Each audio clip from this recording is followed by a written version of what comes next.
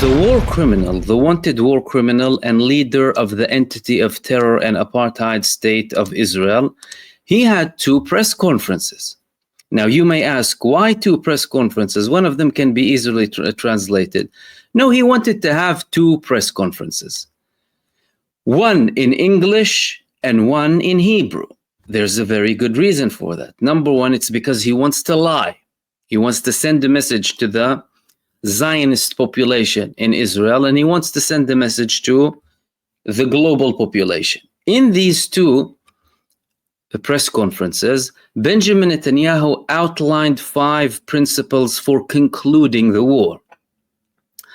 There were things that he mentioned in the English press conference, stating that we are looking to get this over quickly because we realize that there's attrition going on with our reserve forces. For the first time, Benjamin Netanyahu is admitting that he has a problem inside of the IDF after it has become a public and open secret. He's finally saying that there's attrition going there, that they basically don't have enough reservists. Reports in Israel saying that some Israelis are receiving order number 8, which is the conscription order, for the 8th time now, because over half of them refuse, and those who did serve before are forced to go and fight back again. In the English press conference, he also said that there's propaganda. They're considering to sue the New York Times. The people that are posted on these international media outlets, they're posting Hamas news, according to him. Everything is Hamas propaganda.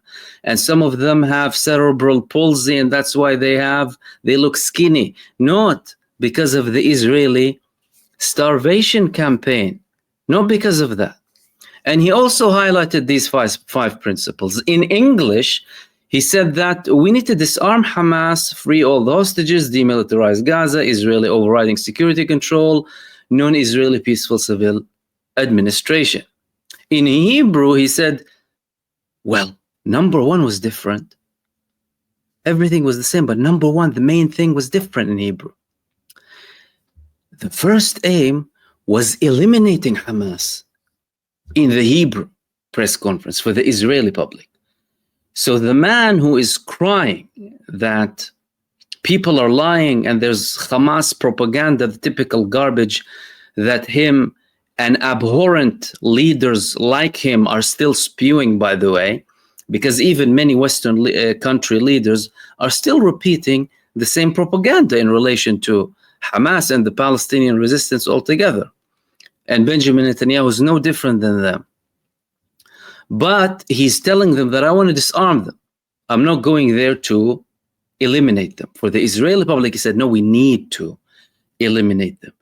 And for the Israeli public, he's also saying, I was advised in the beginning of the war by a senior security official that we need to be prepared for a scenario where none of the prisoners of war will come back alive. And then he said, I refuse this. And look, I got over 200 and now there are 50 remaining. We want to get all of them back. Of course, he's not saying that he killed a third. He's not saying that he deliberately targeted others who by miracle they were not killed. He forgot to say that he dropped bombs that released gases on IDF prisoners of war inside of tunnels, something that mothers of prisoners of war revealed later on, and also exposed the security establishment in Israel and how much they lie. But he's saying that these are the 5 principles. However, not many people were very convinced, especially the population inside of Israel. The people are still in the streets. Smotrich yesterday, he released a statement talking about how he totally lost faith in Benjamin Netanyahu, in how Benjamin Netanyahu is basically deceiving the Israeli public. So he's not really convincing anyone. He's also not convincing Western countries too, because from their perspective, he's going on and expanding this operation We're seeing how he's expanding this operation by targeting journalists, by targeting innocent civilians, intensifying the attacks against innocent civilians. And all of that is due to the complicity, the participation in the genocide of Western countries, and the lack of action from other countries. The fact that this man is still walking alive inside of Israel and going to other parts of the world, it shows you how he was enabled to conduct this genocide and support it. That's why we're still seeing more crimes happening. And that's why we probably haven't seen the worst of it. We haven't seen the worst case scenario. More devastation can happen. The starvation, this airdropped aid is hardly doing anything, let alone the aid trucks. Netanyahu is boasting about the fact that he allowed so many tons of aid. You know, they talk about tons of aid, disregarding what that ton or two do. And he came up with such blatant lies in that statement. He also brought a picture of aid inside of the Gaza territories, saying that the UN is not picking that aid up. He said, we told the UN, come and collect it. Contradicting himself, he was saying that we want to take down the United Nations organizations that supply aid inside of the Gaza Strip. So you're talking about a psychopathic lunatic here, still roaming around, having these press conferences and coming up with such blatant lies and expecting people to believe him somehow. But it's not really working very well for him. It's not working internally in Israel. None of what he's doing now is helping boost his position in the Israeli polls.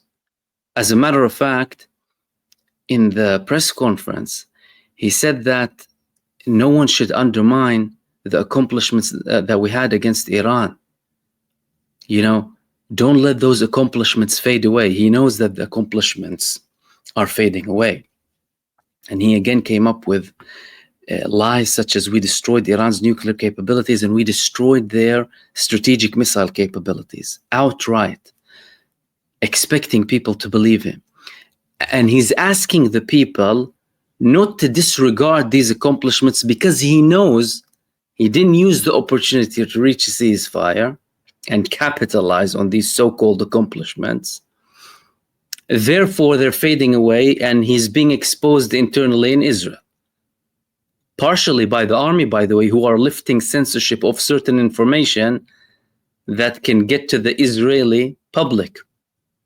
And now, certain figures from the Israeli security establishment are saying that Benjamin Netanyahu had multiple options. He had 3 options to reach a ceasefire, a really good ceasefire deal, and he hasn't. And the man is still continuing to spread these lies and spew constant garbage 24/7. And again, primarily because of the complicity and lack of proper action. Israel is still being viewed as a normal country. Benjamin Netanyahu is still being viewed as a legit prime minister. They're not talking about the fact that he's a walking war criminal, that he's a genocidal psychopathic maniac, that he's a threat to global security, a threat to regional stability, a threat to the people of the world, a terrorist leading an entity of terror. They're not talking to you about that. They're not giving you the proper reflection here. And they're also not telling you the full picture about his main allies in his government. For example, Bezalel Smotrich, who has a picture here. This was when he ordered people to go back to an Israeli Zionist squatting base in the West Bank called Sanur. Israel withdrew from it previously. And then he decided to go back there and authorize that because he has power. He's in the Israeli government, and his brother, he had a property there. In this picture, he's standing there with some rabbis, and there's a Hebrew graffiti here that says "Death to Arabs."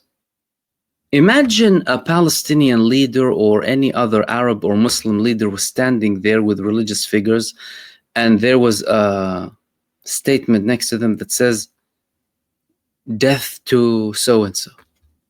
What would they do? Imagine a Palestinian leader did that. Death to them. As in, calling for the death of 500 million people. Arabs altogether. Not just like Palestinians or, a Palestinian organization or what have you.